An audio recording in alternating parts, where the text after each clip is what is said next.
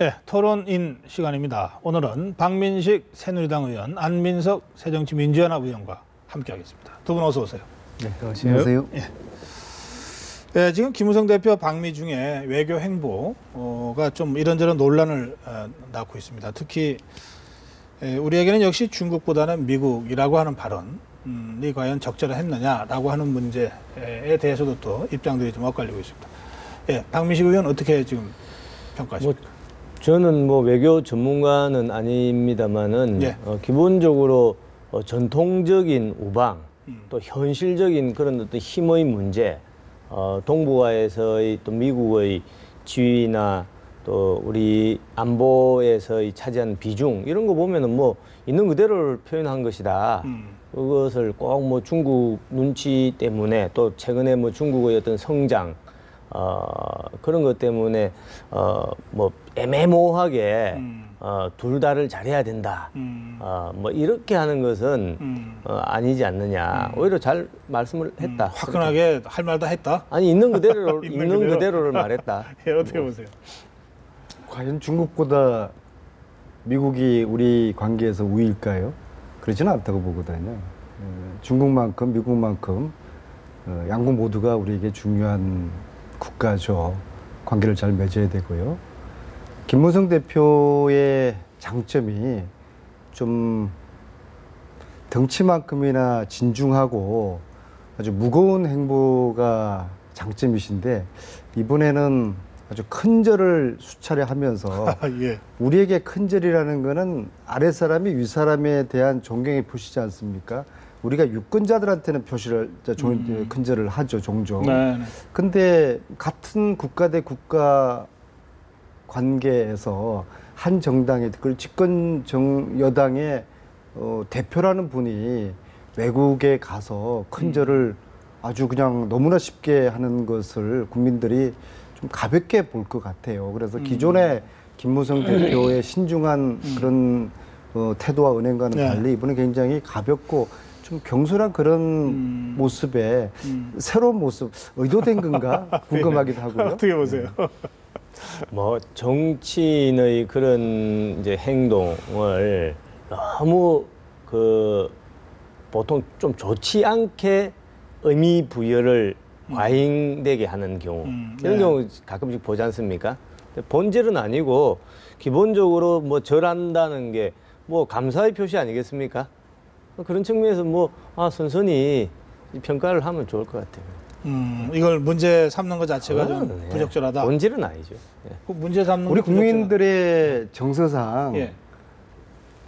감사 얼마든지 다른 방법으로 충분한 예의를 갖춰서 허리를 90도로 하는 방법도 있고 절을 하는 거는 저는 굉장히 오버 액션이라고 생각을 합니다. 이거는 헐리우드 액션도 아니고 그래. 가령 저 같은 정도의 그런 정치인이 가서 그렇게 할 수도 또 그건 넘어갈 수 있다고 봅니다. 근데 저분은 대한민국 집권 여당의 대표란 말입니다. 네. 그거는 우리의 어떤 국가의 어떤 자존심이 있는 문제인데 가령 미국의 대통령 후보가 또 미국 정당의 대표가 한국 와가지고 한국 국민들에게 아주 정말 큰절에 해당되는 그러한 예의를 갖춘다. 굉장히 센세이셔널 그런 사건이 될 것입니다. 알겠습니다. 그것을 근데 그런 단편을 뽑아서 핀셋처럼 뽑아가지고 아주 사대주의적인 거다. 근데 그렇게 이제 평가하는 것은 근데 어떤 아주 중요한 또 컨텐츠에 관해서 본질적인 부분에 대해서 그렇게 해서는 모르겠는데 이것은 하나의 형식이거든요. 그렇게 볼 필요는 없고 옛날에 김무성 대표 아시다시피 시진핑 주석 만날 때 아주 너무 또 그때는 너무 꼿꼿하게 했다고 해가지고 또 너무 그런 거 아니냐라는 비판도 있었던 걸로 알고 있는데 제가 집권여당의 대표가 지금 이제 해외 계시니까 좀 표현을 좀 절제하느라고 안 썼던 표현을 박민식 의원님이 써주셨어요. 이건 사대주의입니다. 그래요, 알겠습니다. 이 좀 평가가 많이 엇갈립니다. 그 반쪽짜리 방미라는 지적도 나옵니다. 왜냐하면 이 조 바이든 부통령, 존 케리 국무장관과의 회동이 예정돼 있었는데 어쨌든 이게 불발이 되는 바람에 그러니까 실제로 가장 중요한 이 면담이 지금 안 된 상태거든요. 이건 어떻게 보십니까? 뭐 멀리 또 물 건너 가서 뭐 오바마 대통령도 만나고 또 뭐 국무장관도 만나고 부통령도 만나고 다 좋지만은 또 그쪽의 사정 때문에 이렇게 변경이 되는 것은 뭐 어떻게 하겠습니까 그것을 그것을 우리 탓으로 돌릴 필요는 없다. 예. 갑자기 또 무슨 뭐 우리도 이제 국회의원 뭐 저 같은 진짜 일개 국회의원도 갑자기 일이 생기지 않습니까? 네. 뭐 그러니까 아까 마찬가지로 절했다. 뭐 또 뭐 약속이 좀 변경됐다. 뭐 그러니까 이거 좀 반쪽이 아니냐, 또 사대주의 아니냐. 네. 그렇게 너무 좀 야박하게 볼 필요 있습니까? 그래요. 예. 저의 경험에 의하면요. 예. 제가 이제 최근에 그 미국에 있는 이제 문화재 환수 문제로 네. 자주 다니면서 미국에 어느 이제 국회의원 이제 그레이스 맹이라는 그 국회의원을 만나기 위해서 6개월 전부터 접촉을 합니다. 그리고 1차, 2차, 3차까지 확인을 하더라고요. 그래서 이제 만나는 그 전날에도 컨펌 전화를 하더라고요. 저 정도가 그런 그 절차가 있었는데, 네. 대한민국 여당 대표면은 저보다 더 아주 확실하고 그랬겠죠. 예. 체계적인 절차가 있었을 거라고 보는데요. 저는 굉장히 그 큰 외교적인 에러가 있을 거라고 봅니다. 아니면은 준비가 덜 된 우리식으로 대충 뭐 가서 어떻게 하다 보면 되지, 가서 뭐 비비면 되지, 그런 식의 대충 안일주의적인 그런 외교적인 에러가 있지 않았을까. 이건 굉장히 좀 심각하게 한번 절차를 봐야 될 것 같습니다. 저는 이제 이런 맥락에서 좀 보는데요. 그러니까 이 박근혜 대통령의 방미가 메르스 사태 와중에서 취소됐지 않습니까? 그러니까 김무성 대표도 이번에 미국을 가면서 대통령이 가지 못한 것을 우선 가서 좀 분위기도 잡고 뭐 이렇게 한다고 하고 갔거든요. 근데 지금 가서 한편으로는 좀 과공의 논란이 있고 한편으로는 주요 인사들과의 면담이 뭐 한 건도 아니고 지금 2건이나 이렇게 불발이 되고 과연 이런 상태에서 대통령이 좀 편안하게 최대한 빠른 시간 내에 서로가 합의해서 다시 방미를 하자고 했지 않습니까? 양국이. 이게 좀 이상해지는 거 아니냐 느낌이. 뭐 그런 좀 걱정이 좀 들어요. 그런 걱정을 할 필요 없습니까? 물론 뭐 이제 기왕지사 네. 아까 말씀드린 것처럼 그거 한 뭐 오바마 대통령까지 다 이렇게 만나고 네. 또 대통령 가시기 전에 그런 좀 사전 정지 작업도 좀 네. 되고 서로 또 의견도 교환하고 하면은 제일 좋겠습니다만은 네. 이 뭐 한국 정치인이나 미국 정치인이나 이 스케줄 참 쉽지가 않지 않습니까? 그래서 약간 좀 이제 우리 입장에서는 네. 조금 아쉬운 점이 없잖아 있죠. 그렇다고 해서 그것을 뭐 김무성 대표를 비난할 수는 없는 거 아니냐. 예. 지금 상황 자체가 조금 그렇죠. 이 답답하게 됐다. 제가 이제 그런 취지로 이제 질문을 드린 거고요. 뭐 하실 말씀? 아니 이게 뭐 동네 아저씨들 간에 약속한 것도 아니고요. 이게 굉장히 심각한 이건 외교적인 에러죠. 예. 그리고 이게 왜 이런 일이 일어났는지를 잘 짚어야지 네. 이후에 이런 일이 반복되지도 않고 대통령의 차후에 방미에서도 치밀하게 모든 준비들이 되겠죠. 알겠습니다. 뭐 어쨌든 이제 며칠 있으면 돌아오니까 이제 그 방미를 좀 총괄하면서 이번에 혹시 에러가 있었다면 안민석 의원 말씀대로 그런 부분들이 좀 제대로 잘 보완이 될 필요는 있겠습니다. 이제 국정원 해킹 의혹과 관련해서도 지금 여야가 지금 대치를 장기적으로 지금 하고 있거든요. 이 상황과 관련해서 여야 주요 정치인들의 발언을 먼저 잠깐 같이 한번 확인해 보시죠. 우리 안보와 직결되는 정보들의 모든 경로를 다 만천하에 공개하라고 하는 것은 국가 안보와 국민 안위를 내팽개치고 극히 위험에 빠뜨리는 일임을 야당은 명심해 주시기를 바랍니다. 국정원 불법 해킹 사찰 의혹에 당사자인 국정원은 입을 닫고 있습니다. 자료 제출을 거부하고 있고 오히려 변명하는 내용들이 앞뒤가 맞지 않는 그 미궁으로 가고 있는 듯합니다. 야당은 국정원의 해명을 못 듣는 게 아니고 모르는 게 아니고 안 믿으려고 합니다. 이제 그만큼 했으면은 명백하게 밝혀졌습니다. 국내의 사찰은 없었다. 지금 국정원장의 태도와 입장을 보면 아무런 근거도 논리도 없이 나만 믿으라고 하는 사이비 종교의 교주와 무엇이 다른지 묻지 않을 수가 없습니다. 예, 이 두 분은 정보위십니까 아니십니까? 제가 정보위 예. 소속. 예, 그러면 이제 이 원유철, 이종걸, 이철우 전 병원이 내 의원이 한 발언 현장에서 쭉 이제 경험하셨으니까 어떻게 생각하십니까? 아니 이 사태의 처음부터 예, 제가 정보위원을 떠나서 제가 아주 문제 제기를 뭐 처음부터 많이 한 사람인데 네, 야당의 저 입장은 이해를 할 것 같아요. 그렇지만은 이제 그 우리가 정치를 하면서 예컨대 이제 반값 등록금이다, 또 뭐 무상급식이다, 뭐 증세냐 감세냐 뭐 이런 어떤 문제는 사실 어떤 노선의 문제, 정책의 문제, 또 입장의 차이가 있기 관점의 때문에 문제. 예. 이해가 되죠. 그런데 이런 이제 해킹 프로그램을 도입했는데 이것이 대국민 사찰한 것이냐, 아니면은 대공 뭐 안보용이냐, 이것은 누가 보더라도 진실의 문제거든요. 팩트의 문제예요. 예. 쉽게 말해서 이거는 답이 있는 겁니다. 그런데 참 제가 이번 사태를 보면서 야, 진짜 우리나라 정치에서는 이 우리나라 정치라는 것은 참 진실의 영역이 아니구나. 정말 제가 자괴감을 많이 느낍니다. 이 야당을 비판하는 것이 아니라 우리 옛날에 한나라당이 야당일 야당할 때도 예. 이런 일이 많이 있었다고 하더라고요.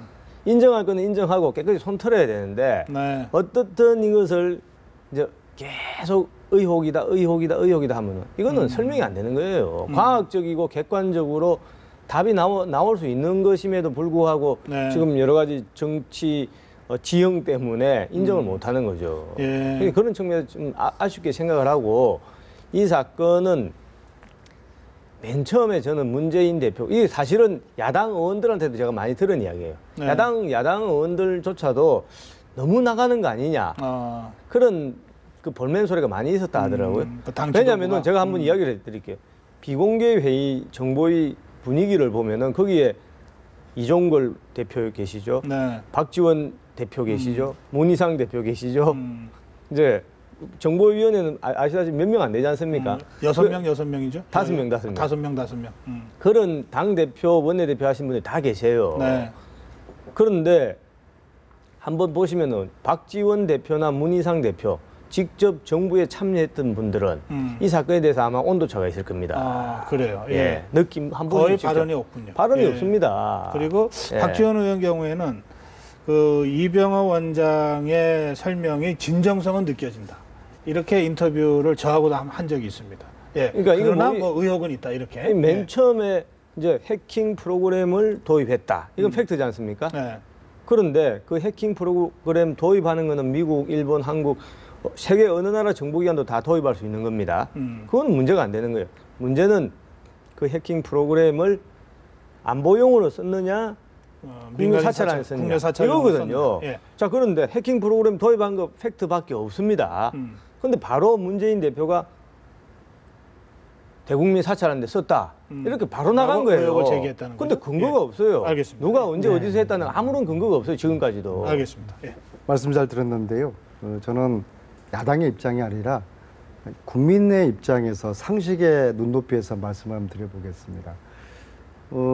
이 문제의 핵심은 해킹 프로그램을 도입을 했는데 이게 과연 우리 국민들, 민간인들, 또 정치인들 이 사찰에 이용됐을 거냐 말 거냐 그런 의혹을 일반 국민들이 가지고 있단 말입니다. 그래서 그러면은 해킹을 누구로부터 언제 어떻게 했는지 네. 이 자료들을 달라고 하는 것이거든요. 네. 물론 그 전체 자료 속에는 안보와 관련된 게 있을 수가 있어요. 안보를 위해 가지고 해킹 아니라 해킹 이상의 또 필요하면 해야 되는 것이죠. 근데 국민들의 입장에서는 이것이 나의 스마트폰이 나의 카카오톡이 해킹 당하지 않았을까 그런 불안감이 있기 때문에 그 불안감을 틀어줘야 될 거 아닙니까? 네. 그러면 지금 현재 34개의 자료 요청을 했고 특히 이제 안철수 의원 같은 경우는 우리나라 국내에서 최고의 해킹 전문가 아닙니까? 네. 이분을 저는 좀 야당이 정부가 신뢰를 해줬으면 좋겠어요. 그리고 그분이 뭐 대통령 후보까지 지금 나서려는 분의 입장에서 어떤 보안을 공개하거나 그러지는 않을 거라고 보거든요. 그래서 그분에게 원하는 것들을 알겠습니다. 1대1로 해가지고 얼마든지 전문가하고 그분하고 파일을 다 공개를 해주고 그래서 네. 그분에게 이런 진실을 규명할 수 있는 아니, 협조를 최대한 해주고 할 수 있는 데까지 해주고 안 되는 걸 할 수가 없는 예. 거죠. 아니, 그래서 안철수 의원의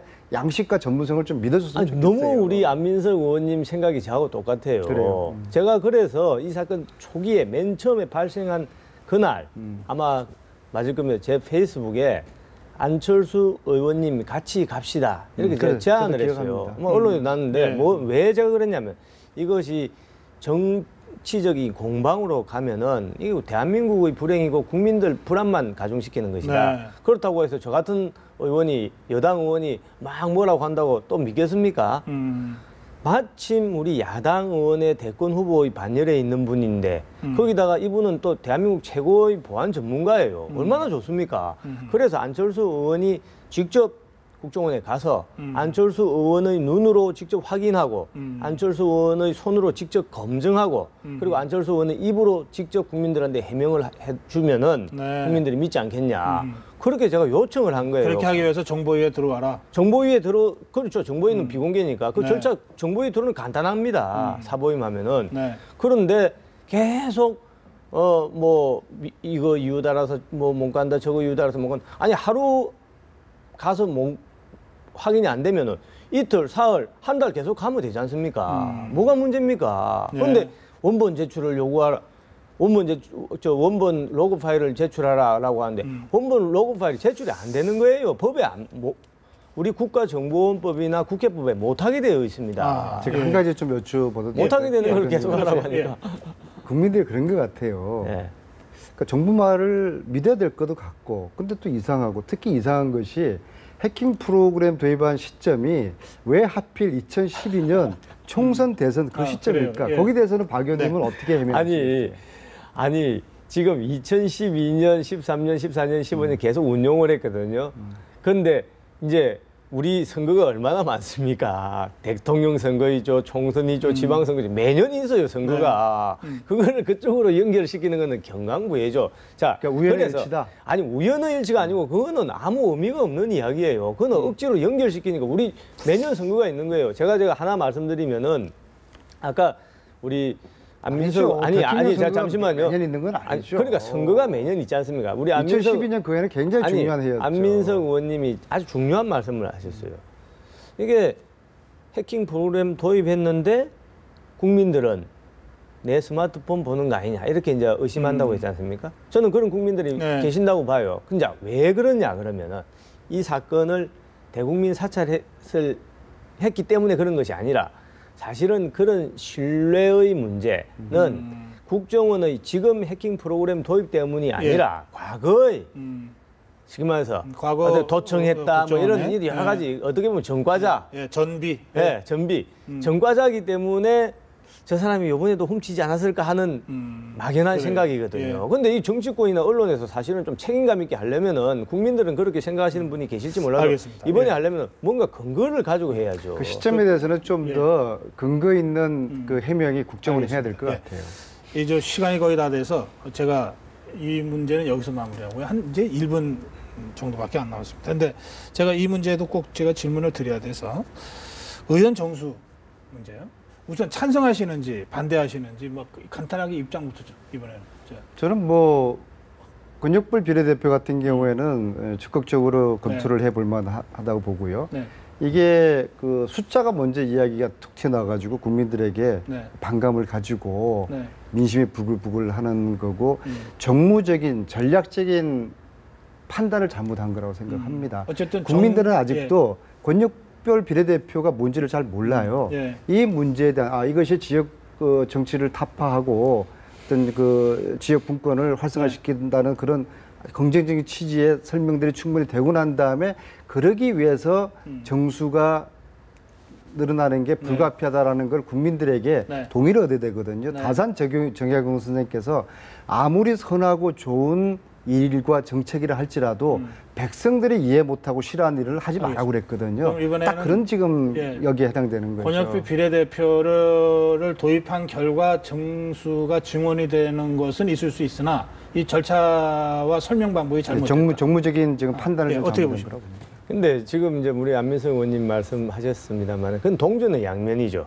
왜냐하면 권역별 비례대표 제도가 사실 어렵죠. 네. 근데 권역별 비례대표가 제대로 된 권역별 비례대표제를 도입하려면은 네. 의원 정수가 늘어날 수밖에 없어요. 아. 그러니까 의원 정수 문제를 회피해서는 안 되죠. 문재인 대표나 뭐 예. 다른 뭐 어제 이종걸 대표는 390명, 문재인 대표는 400명까지 주장했지 않습니까? 예. 그게 다 이제 권역별 비례대표 연결되는 동전의 양면인데 예. 기본적으로 의원 정수 이 부분도 제가 맨 처음에 문제 제기를 여러 번 했습니다. 의원 정수 국민적 저항이 이거는 이야기가 안 되는 거죠. 국회의원들이 염치가 없는 겁니다. 지금 국민들 다 허리띠 졸라매고 구조조정한다고 하는데 정치개혁한다고 나서자마자 자기 밥그릇 챙긴다. 말이 안 되죠. 두 번째, 그러니까 이제 야당에서 뭐냐면 세비를 동결합시다. 의원 숫자 늘리는데 이건 눈 가리고 아웅하는 거죠. 세비 지금 동결한다고 해보십시오. 맨 처음엔 1년 차는 되지. 2년, 알겠습니다. 3년 지나면은 다시 세비 다 올라갑니다. 눈 가리고 아웅이죠. 의원 증원은 절대 안 된다. 절대 있을 수 없고 우리 헌법 정신이 안 맞습니다. 우리 헌법에는 분명히 국회의원 숫자는 200인 이상으로 200인 한다. 이상으로 돼 있다. 자, 200인 이상으로 한다는 말은 200인 많아도 299. 예. 근데 360명, 400명 하면은 300인 이상으로 한다라고 헌법에 규정하지 않았겠습니까? 예, 알겠습니다. 이제 하여튼 의원 정수 문제도 이 여야 간에 앞으로 상당한 논의가 필요한 그런 문제라고 생각이 됩니다. 오늘 여기서 마무리하겠습니다. 고맙습니다. 예. 감사합니다.